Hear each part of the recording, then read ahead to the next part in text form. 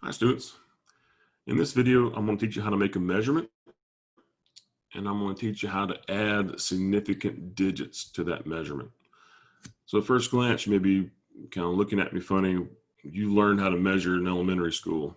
Yeah, kind of. We kind of made you go through the motions of it, but there's more to it. There's a little meaning, a little intent behind making a measurement. So let's just start with the definition of measurement. What does it mean? A measurement is something that you can use to communicate to someone else.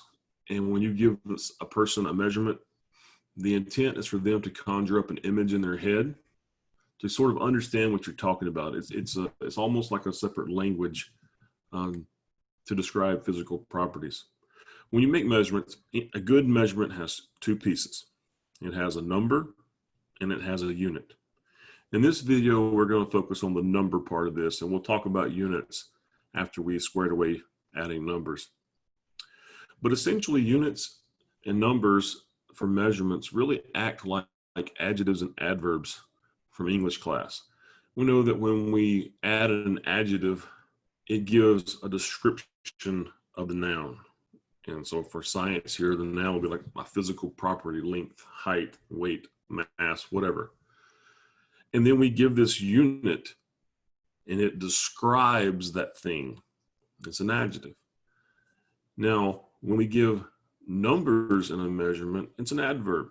It tells me to what extent or the magnitude of the adjective that we've used. 2 feet instead of 1 feet, people automatically know, oh, it's twice as much of this comparison that we've made. So that's essentially all we're doing here. Now, to actually make a measurement, you have to have a measuring device. Everyone knows that. So as a measurer, you have a couple of jobs to do before you even throw the measuring device down and use it. You got to look at it. You have to analyze the measuring device, and you have to answer, what place values does this measuring device tell me about? It can't measure everything. It's only designed to measure certain place values. Once you've answered that question, then your job as the measurer is to figure out what numbers, with as little error as possible, hopefully none, what numbers go into those place values that you determine.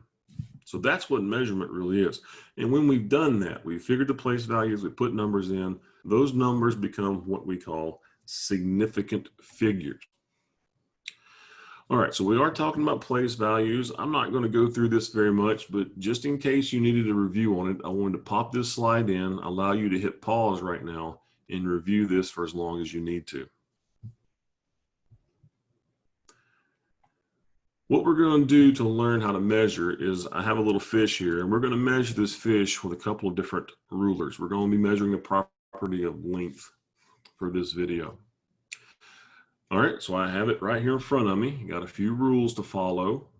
What place values can this device provide information about? Well, let's look at it. I see a 0, I see a 1. There's only one ruler here. So it looks like this ruler is only the ones place. There's no markings in between 0 and 1.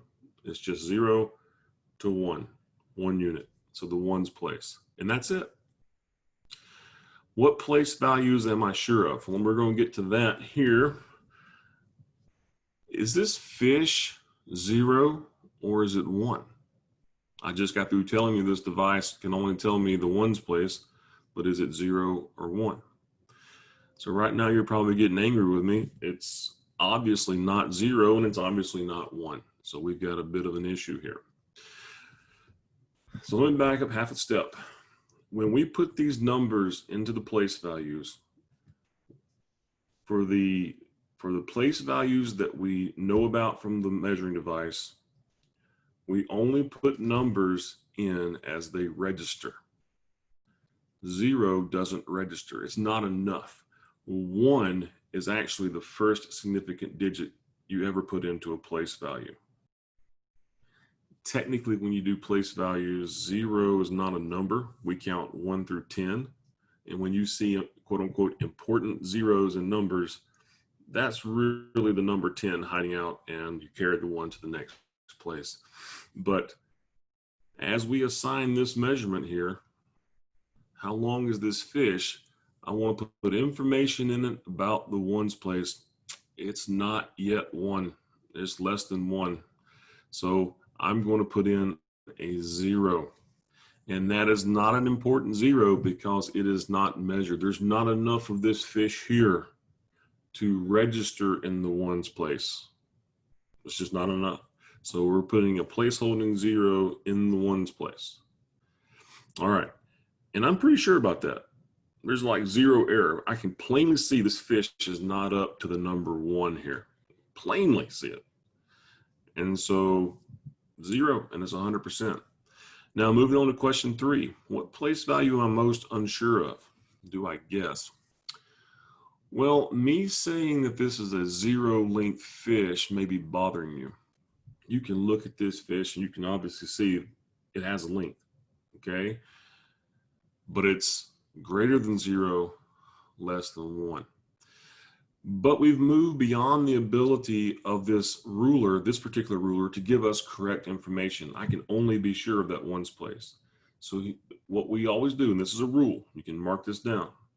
You always guess one more place value than what you can see. Why do we do that? Well, let this example answer that question for you. I have a fish here. The ones place is inadequate. I'm registering a 0 in it, but the fish clearly has a length. So now I'm going to guess the next place value, which is smaller, the 10th place. And I'm just going to approximate. And so I think it's about 0.4, 4/10.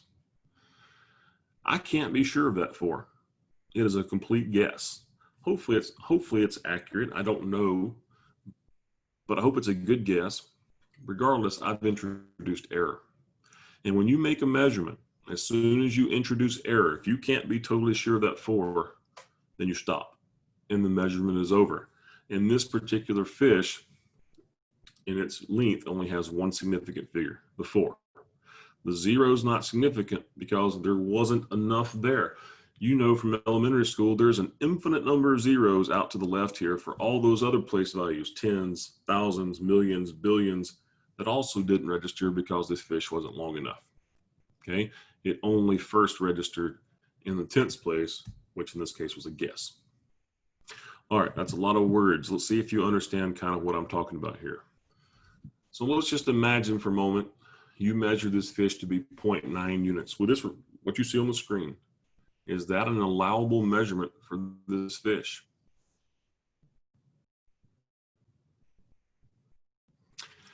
Believe it or not, it is allowable because we are guessing the 10th place. And if we're guessing the 10th place, any digit between 1 and 9 will work. Technically, any digit between 0 and 9 would work, but let's not open that can of worms. Not yet. We will by the end of the video. So any digit would have worked here for my guess. Now, 0.9 is a terrible answer because most of you can clearly see it's nowhere near the 1, this far right side of the ruler. But it's still just error. We're guessing. We don't know. Now, we can kind of surmise that there'll be more error in the 0.9 answer, and that's exactly right. There will be more error. But we have ways of fixing that percent error. The 0.4 is a better answer than the 0.9, but both are allowable under the rules of measurement. That's why accuracy and precision become so important. All right, so let's take this to the next level. I got the same fish, and I have the same ruler, more or less, except that I've divided this ruler up into 10 more divisions. So we want to do the same thing. What would you say the length of this fish is? Just worry about the numbers, don't worry about the units.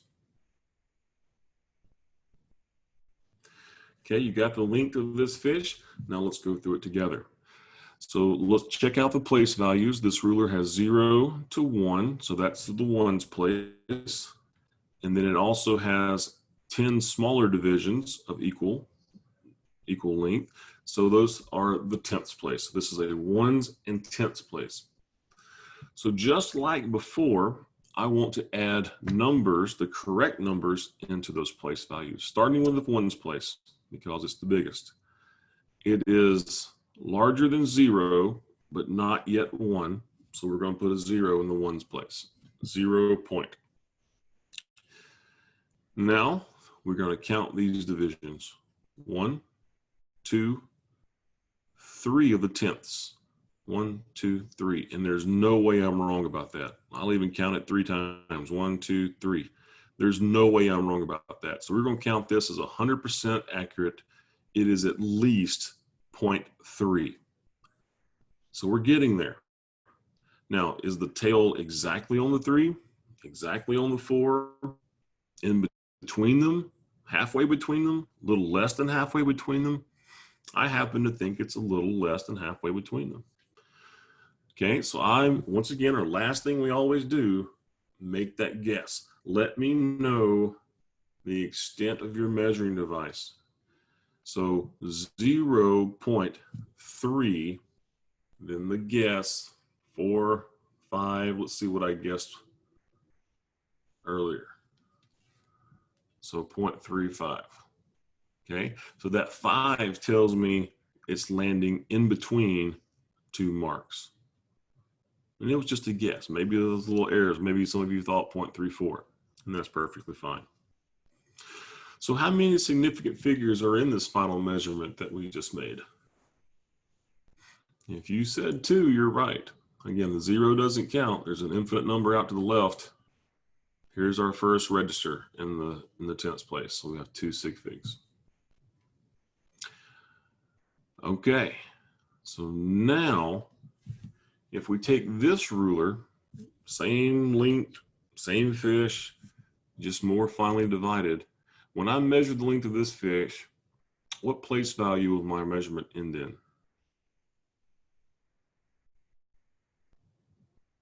I hope you said the thousandths place. And here's why. We have our same ruler, 0 to 1, so we have the ones place. I have my same 10 divisions, the tenths place. And then in between each tenth, I have 10 more divisions, the hundredths place, which is 2 places after the decimal. And then remember, we always guess 1 more. So that takes me to the thousandths place.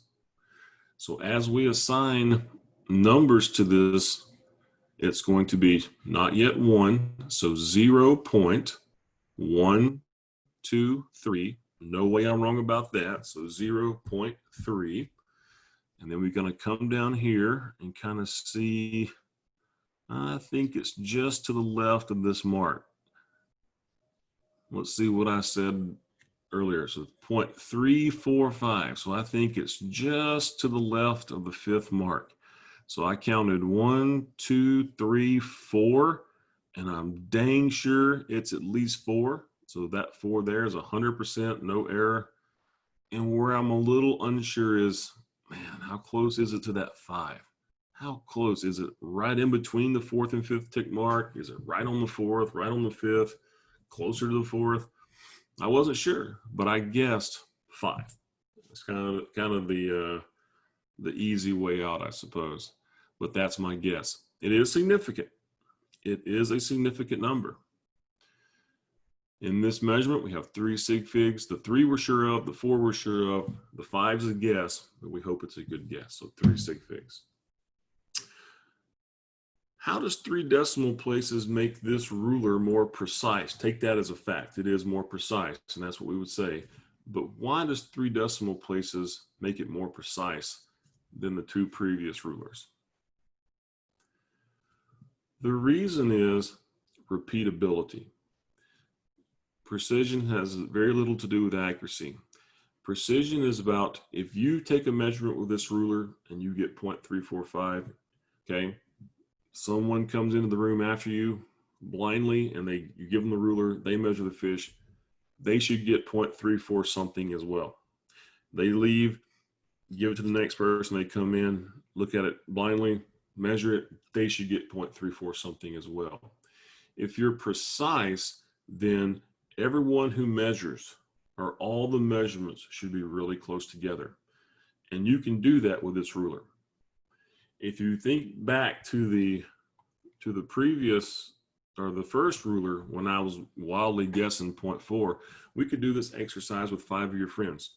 You may say 0.4, your friend says 0.2, your other friend says 0.5, your other friend says 0.6, and then your weirdo friend says 0.9.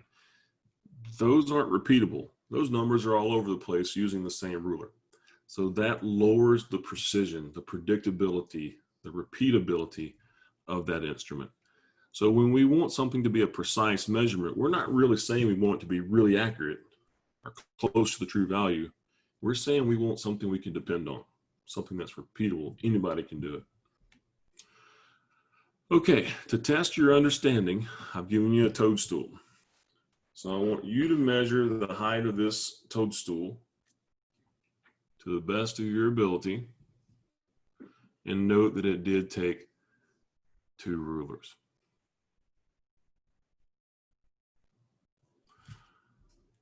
All right, I'm going to jump right to the answer here. I got 1.85. Hopefully, the 1 and the 8, you had to have those. But if you got any number here, you did a good job. All right, so there may be one question that I need to answer that you may have right now. And I want to go back to this ruler. So as some of you were looking at this fish previously, you might have come down and let's just say you landed right on that 5th mark. You see where my mouse cursor was before it disappeared. Let's do it again. Come straight down and you landed right on that 5th mark. So what would you do there? Let's just, again, put in your mind, you think it's right on the mark. So we're counting 0.35, okay? And you're sure of the 5, you're sure it's right on the mark. What do? You don't want to guess. You don't want to say 0.355 if you think it's right on the mark. So here's where we introduce something that has been confusing for students. If it's right on the mark, you still have to make the guess. And what you're going to guess is 0. You're going to add a 0 into that thousandths place because there has to be something in that place value for this ruler. If you were just to drop it off at say 0.35 and walk away, give that to your teacher looks at that and they go, oh, you must have used the ruler that only had this many divisions. So you lose communication when you fail to not put the correct number of place values. So again, if it's on the mark, you add a 0. So it should be 0.350. And that last 0 is significant. And it is a significant figure. It's measurement. It's measured. It communicates. It says tick mark. Whenever you see a 0 at the end, you say, oh, it's on the mark. Right on the mark. All right, well, that wraps up this video. If you have any questions, make sure you email me or come by during office hours or before after school, and we'll get it worked out.